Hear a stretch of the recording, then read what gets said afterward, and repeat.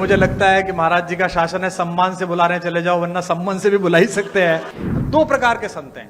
एक संत वो हैं जिनसे सज्जन व्यक्ति मिलता है और मिलते ही मोक्ष को प्राप्त करता है। एक हमारे महाराज जी, दुष्ट व्यक्ति दिखता है, मिलता है और फिर मोक्ष को प्राप्त करता है। दोनों प्रकार से साधन संपन्न है। रेत से एक कलाकृति बनाई है, उनका सम्मान करने के लिए मैं आग्रह करता हूं माननीय रक्षा मंत्री श्री राजनाथ सिंह जी से, माननीय मुख्यमंत्री एवं युग कवि डॉक्टर कुमार विश्वास जी से कि वे इस युवा कलाकार रूपेश सिंह जी को पुष्प गुच्छ और अंग वस्त्र भेंट करके इन्हें सम्मानित करें। मित्रों, समय की बाध्यता है, हमारे बीच में डॉक्टर कुमार विश्वास जी हैं। मैं बिना किसी भूमिका के, मैं बिना किसी औपचारिकता के, मैं बड़ी ही विनम्रता के साथ, कल उनके वैवाहिक जीवन की वर्षगांठ थी, मैं इसके लिए उन्हें शुभकामनाएं देते हुए मंच पर आमंत्रित करता हूं डॉक्टर कुमार विश्वास जी। आप सबको बहुत बहुत बधाई और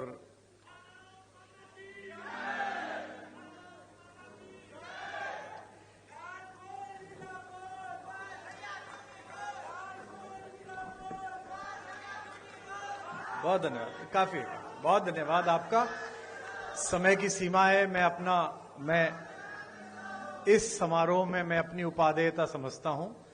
मेरी उपादेयता हर बार ब्रजेश भाई तय करते हैं। 2017 से वो मेरा इसी प्रकार से आर्थिक और भावात्मक शोषण जो कर रहे हैं उसके लिए मैं उनका आभारी हूं।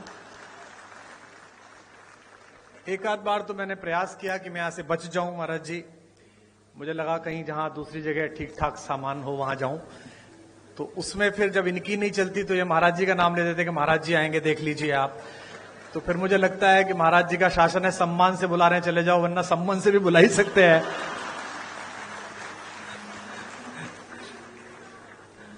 हमारे मुख्यमंत्री जी पे इतनी चर्चा होती है, मैं पूरे भारत में जाता हूं, इतनी चर्चा होती है। लोग कहते हैं कि वे तो संत हैं, वे तो पीठाधीश्वर हैं और शासन, और हमारे यहां जो घटनाएं होती रहती हैं, अपराध मुक्त जो प्रदेश हुआ, तो मैंने लोगों से कहा कि देखो संतों का काम ही होता है। दो प्रकार के संत हैं। एक संत वो हैं जिनसे सज्जन व्यक्ति मिलता है और मिलते ही मोक्ष को प्राप्त करता है। एक हमारे महाराज जी, दुष्ट व्यक्ति दिखता है, मिलता है और फिर मोक्ष को प्राप्त करता है। दोनों प्रकार से साधन संपन्न है।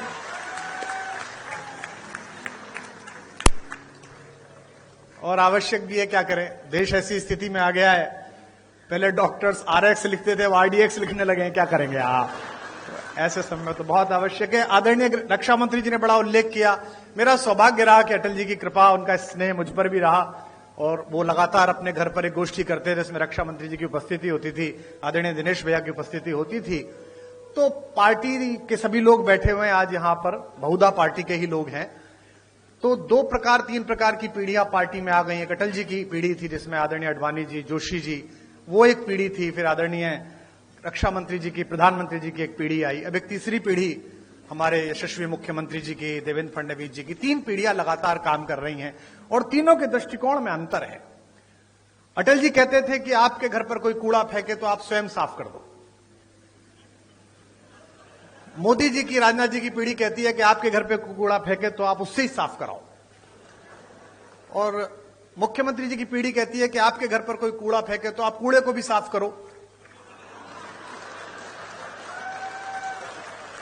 आप में से कुछ कम लोग समझे, इसके लिए मैं आपका आभारी हूं।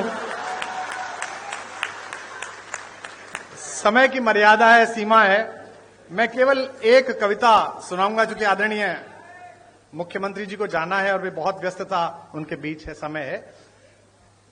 अटल जी जैसे लोग किसी देश में शताब्दी में एक होते हैं। जैसा राजनाथ जी ने कहा, आदरणीय रक्षा मंत्री जी ने, कि पद बड़ा हो जाना महत्वपूर्ण नहीं है, कद बड़ा हो जाना महत्वपूर्ण है। और मैंने स्वयं देखा, हम लोग BA की पहली साल में पढ़ते थे। हमारे यहाँ के एक यशस्वी पत्रकार थे शिव कुमार गोयल जी, आदरणीय राजनाथ जी उनसे परिचित थे। अटल जी उनके साथ वंदे मातरम में संपादक थे, वे सह संपादक रहे थे।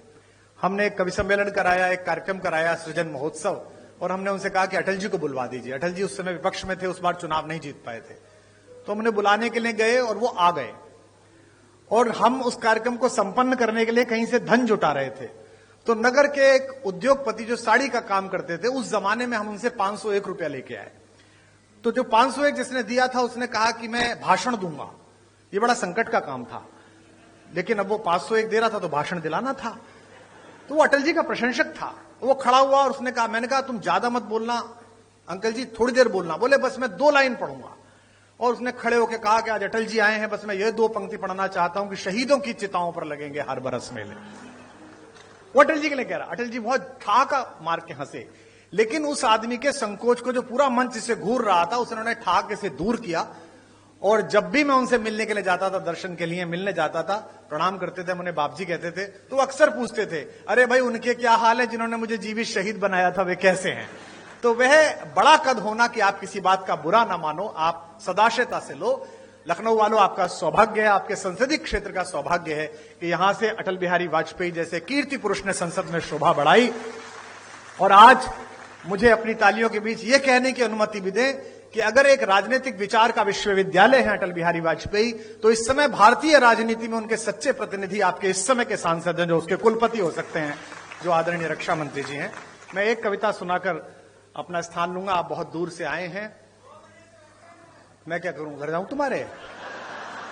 हाँ? मतलब हद हो गई, ऐसा ही बुलाने वाला ऐसे ही आने वाले। इतने बड़े बड़े भाषण सुनता हूं। आज बजट का भाषण में सुन रहा था मुख्यमंत्री जी का, बजट में ये हुआ, बजट में ये हुआ। मैं पूरा भाषण इस चक्कर में ही सुन गया कि इस बार बजट में हमने ब्रजेश पाठक को पैसे दिए कि कुमार विश्वास को दिया करो। लाइन ही नहीं आई वो वाली, बाकी सब आई, एक लाइन नहीं आई। उसके बाद मैंने बंद कर दिया, मैंने कहा अब खत्म है, अब चलो, अब जो मिलना ही नहीं है। 32-33 साल हो गए इसी क्रम को चलते हुए, छात्र राजनीति से लेकर आज तक न मुझे मिला न उसने दिया। तो अब जितना मिल रहा है बेटा, ये लाल लभाव में मिल रहा है जो भी मिल रहा है। हाँ, मैं एक कविता आपको सुना रहा हूं। आधी सदी बीत गई जीवन की और मैं कभी भी वैष्णो देवी नहीं गया था। हमारे यहां ये धारणा है कि भगवान जब बुलाते हैं, भगवती जब बुलाती है तभी जाना पड़ता है, तभी पहुंचना पड़ता है। इस बार नवरात्र में वहां के ट्रस्ट का आदेश आया कि पहली नवरात्रि पर माता के द्वार पर आप कुछ सुनाइएगा। तो मैंने सोचा कि जो भजन चल रहे हैं, जो कविताएं चल रही, उन्हें तो क्या सुनाना, कुछ नया लिखना पड़ेगा। तो मैंने एक कविता लिखी और पिछले साल से इस साल के बीच में जो प्राथमिक रूप से कुछ कविताएं लिखी हैं, उनमें यही एक श्रेष्ठ कविता मुझे लगती है। और यहां पर एक संत व्यक्तित्व भी मंच पर हैं जो संयोग से हमारे मुख्यमंत्री हैं, मैं उनको भी समर्पित करता हूं। आदरणीय रक्षा मंत्री जी और सभी यहां पर लोग बैठे हैं, उनको भी समर्पित करता हूं। पहली पंक्ति को आप पकड़ लेंगे, उसे गुनगुनाएंगे, गाएंगे तो मुझे अच्छा लगेगा। निवेदन करता हूं जो लोग मोबाइल रिकॉर्ड कर रहे हैं वो आराम से सुने तो ज्यादा बेहतर लगेगा। आपकी तालियां ही मेरा पारिश्रमिक है, इस बात का आप ध्यान रखें। कि भवानी, पहली पंक्ति आ रही है, इसे संभालिएगा। मैंने वहां द्वार पर बैठकर मां को क्या सुनाया कि भवानी सुन लो राम कहानी, भवानी सुन लो राम कहानी, भवानी सुन लो।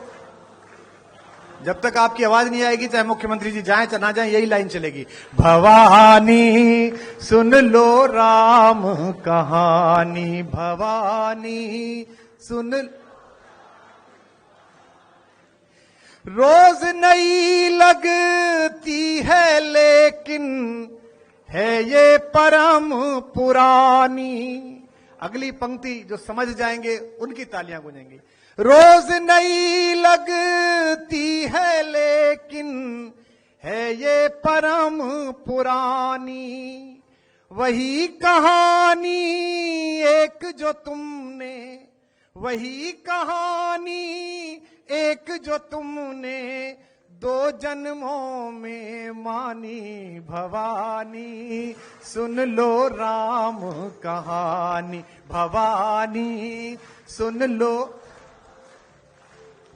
भवानी सुन लो राम कहानी। इस कहानी में क्या है, जिस कहानी का समर्थन भी बहुत है और विरोध भी पर्याप्त ही हुआ, कि मात पिता का मान भाइयों के स्नेह का मानक। आपकी वाह मिले। मात पिता का मान भाइयों के स्नेह का मानक। सत्य सनातन परंपरा का युग युग अमर कथानक, सत्य सनातन परंपरा का युग युग अमर कथानक। इसको गाकर धन्य हुई ऋषि वाल्मीकि की वाणी। अगली पंक्ति पर पूरा हॉल गूंजेगा। इसको गाकर धन्य हुई ऋषि वाल्मीकि की बानी। इसकी महिमा, इसकी गरिमा, इसकी महिमा, इसकी गरिमा बजरंगी ने जानी भवानी। सुन लो राम कहानी भवानी, सुन लो राम कहानी भवानी, सुन लो भवानी, सुन लो। आपकी तालियां कम है इसलिए सुनाने का मन नहीं कर रहा। एक कविता चलते चलते सुना देता हूं, इसलिए क्योंकि भारत के यशस्वी रक्षा मंत्री जी हैं और मेरे प्रति पिछले 3 दशकों से पुत्रवत स्नेह उनका रहा है। और मैंने सदैव नीरज जी को, नीरज भाई को, पंकज जी को सदा ये कहा कि जितना लाड़ तुम पर है उतना ही मुझ पर है उनका सदैव। और वही अटल जी की छवि उनमें दिखती है, अभिभावक की छवि दिखती है। किसी भी दल का व्यक्ति हो, राजनेता अजात शत्रु होना चाहिए। जब आप सामने बैठे हुए व्यक्तियों को विरोधी की बजाय विपक्षी मानने लगते हैं तो संकट हो जाता है। मैंने तो पूरे लोकतांत्रिक जीवन में, विधानसभा में, राज्यसभा में भी आप इतनी कम आयु में रहे, मैंने तो पहली बार उन्हें क्रोध में देखा। इस बार जब कोई उधर से बोला, हाँ, एक बैठी हुई पार्टी का एक आदमी बोला बैठ जाओ, तो रक्षा मंत्री जी के अंदर का सिंह जागा, कहा कौन बिठाएगा हमें। तो पूरा सदन तालियों से गूंज उठा, तो एकदम आनंद जागृत हुआ। भारत जैसी, यार तुम सब कुछ करो, ये मैं जब खड़ा रहूं ना तो जिंदाबाद वगैरह मत करो यार। मेरे जीवन के 7 साल बर्बाद हुए इसी में, जिंदाबाद मुर्दाबाद।